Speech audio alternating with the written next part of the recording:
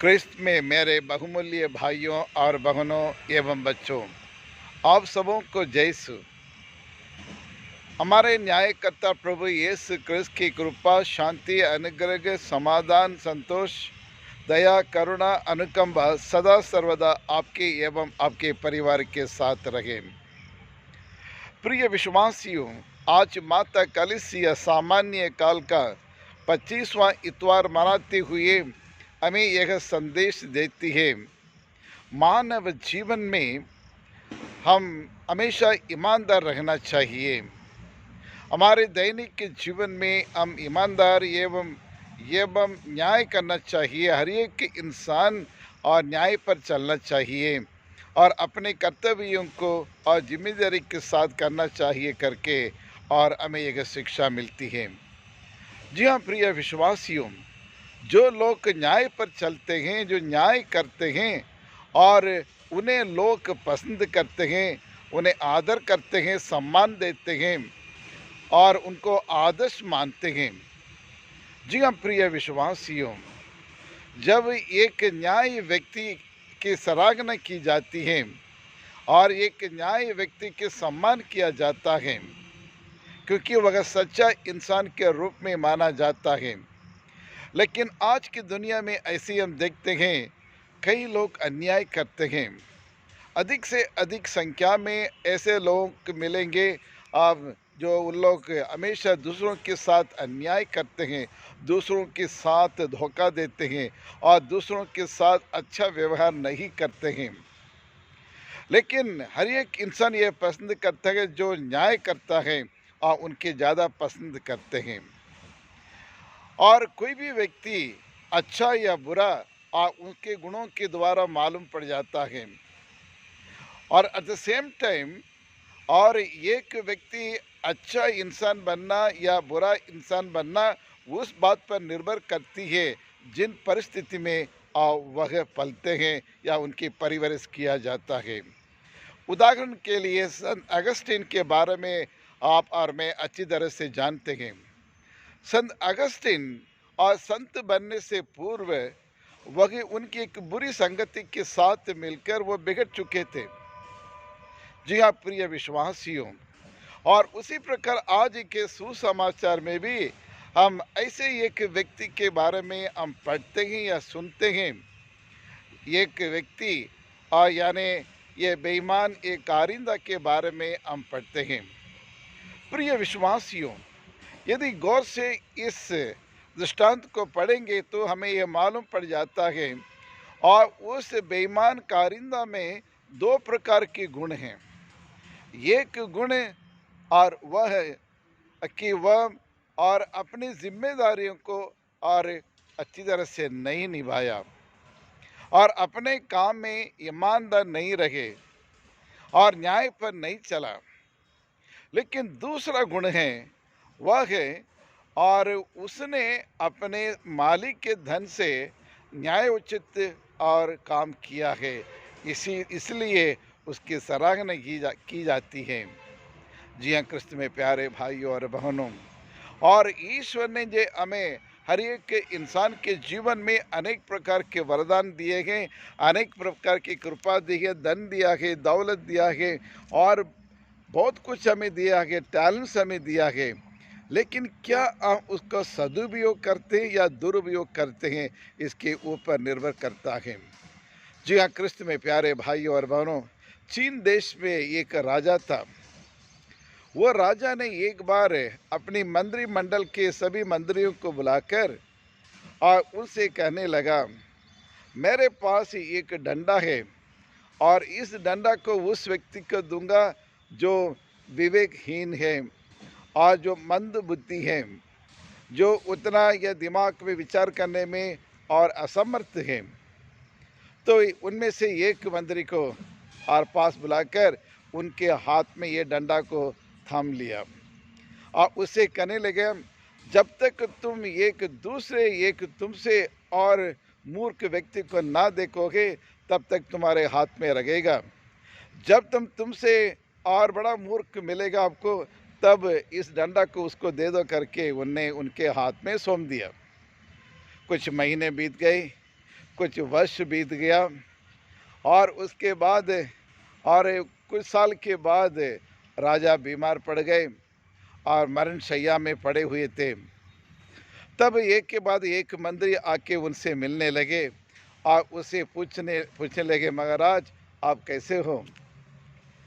और इस वक्त ही ये मूर्ख व्यक्ति था या मूर्ख मंत्री था, वो आके राजा से पूछने लगा, महाराज मरने के बाद क्या आपको ये मालूम है कि मरने के बाद आप कहाँ जाएंगे? राजा ने कहा, मुझे नहीं पता, मुझे मालूम नहीं है।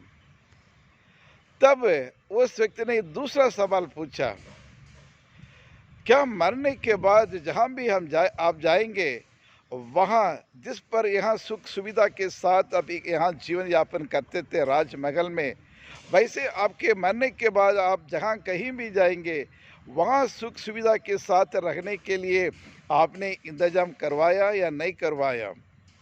राजा ने कहा, तुरंत अपने हाथ में जो डंडा रखा था उसको राजा के हाथ में पकड़ कर कहने लगा, आप मुझसे भी बड़ा मूर्ख करके उनके हाथ में दे दिया। जी हाँ, क्रिस्त में प्यारे भाइयों और बहनों, एक अच्छी शिक्षा हमें और सीखने को मिलती है। प्रिय विश्वासियों, और इससे हमें ये पता चलता कि हम में से हर एक व्यक्ति को, हर एक क्रिस्ती को मालूम होना चाहिए कि मृत्यु के बाद हम कहाँ जाएंगे, और ये मालूम होना ज़रूरी है। और साथ साथ और इस मृत्यु के बाद जो दूसरे जीवन यानी स्वर्गीय जीवन जाने के लिए हमें क्या क्या और तैयारियां करनी है करके हमें मालूम होना चाहिए।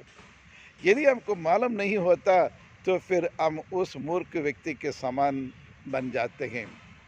प्रिय विश्वासियों, आज के सुसमाचार में प्रभु यीशु क्रिस्त आपको और मुझको और इस बात पर मनन चिंतन करने के लिए बुलाते हैं या निमंत्रण देते हैं कि आपके जीवन में दिए गए धन और दौलत और नॉलेज और विजडम और प्रज्ञा और विवेक और इन सब चीज़ों को हमें सदुपयोग करके और अच्छे कार्य के लिए उसको इस्तेमाल करना चाहिए। और दूसरी शिक्षा, और हमें दिया हुआ धन दौलत को कैसे हमें इस्तेमाल करना चाहिए, इनके बारे में भी हमें मालूम होना चाहिए। जी हाँ, क्रिस्त में प्यारे भाइयों और बहनों, आज प्रभु यीशु क्रिस्त और आपसे और मुझसे कहते हैं कि आपके जो धन और दौलत और ज्ञान और टैलेंट जो कुछ दिया गया है उसको सही इस्तेमाल करें, और ताकि और इस संसार के बाद जो जीवन मिलने वाले हैं आप उसमें प्रवेश करने लायक हो जाएंगे, काबिल हो जाएंगे। आज के पहले पाठ हमें एक अच्छी शिक्षा हमें देता है। आमोस ग्रंथ अध्याय 8 पद संख्या 4 से 6 है।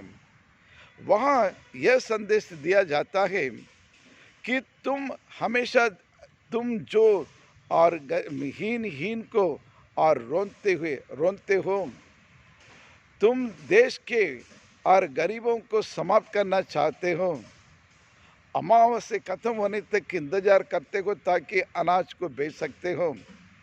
जब अनाज बेचते हो तो तुम अन्यायपूर्ण तरीके से अब बेचेंगे और अपने अनाज के तराजू को छोटा कर देंगे और पैसा बढ़ाने के लिए वजन को बढ़ा देंगे, और यानी एक अन्याय तरीके से धन कमाना और लोगों को धोखाधड़ी करना, लोगों के साथ अन्याय करना, लोगों के साथ अत्याचार करना और गरीबों लाचारों को ख्याल नहीं रखना और उनकी सेवा नहीं करना, उनकी मदद नहीं करना, ये सब पाप करके हमें बतलाता है।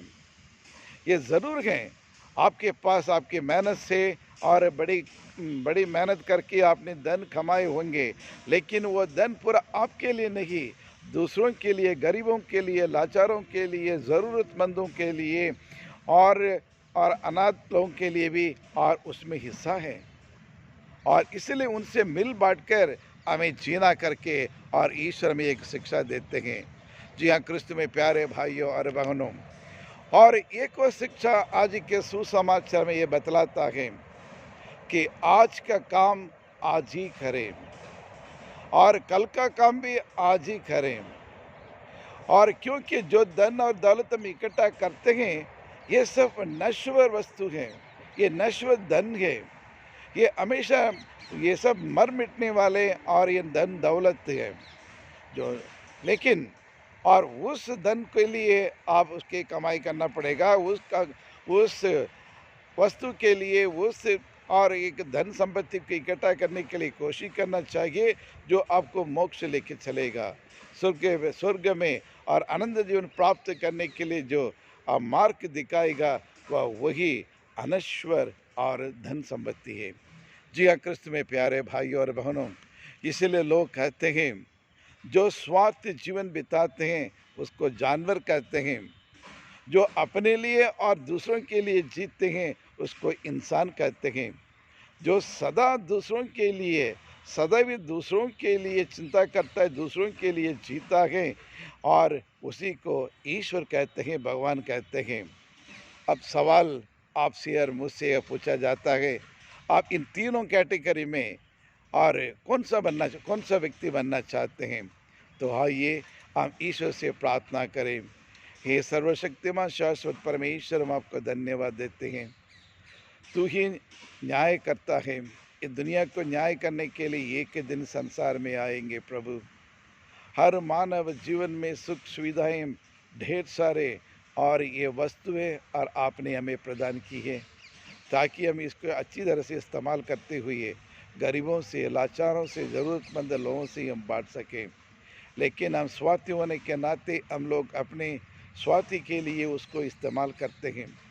हमें क्षमा करे प्रभु, हम पर दया करे, हम पर कृपा करे प्रभु, और हमारे इस बुरे विचार को हमारे मन से, हृदय से दूर करें और हमारे मन को उदार मन बना दे प्रभु, ताकि हम अधिक से अधिक गरीबों, लाचारों, ज़रूरतमंदों, अनाथों, विधवाओं की हम सेवा कर सके और किसी के साथ हम अन्याय ना कर सके।